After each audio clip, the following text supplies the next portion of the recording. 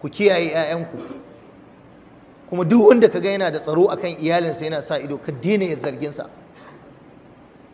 Duk wanda ya san me ake ciki a wannan zamanin wallahi ba zai wasa da iyalinsa ba. Kuma duk muninta, kar ka dauka wai matarka wai a'a kai kana ganin ta gaje-gaje ne, a'a likulli saqitatin laqita, kowane abun tsuntuwa da ya fadi akwai mai tsintansa ai. Shedan ne sai zayyana musu.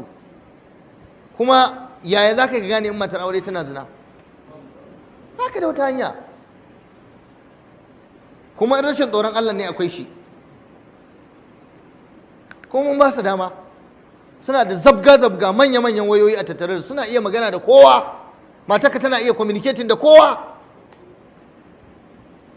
Kowa yana iya magana da ita, ba wanda ba ya iya magana da ita, dan ba kafa mata wata doka ba. Kai dan zamani ne ka ce a bata yanci, a bata hurriya, freedom.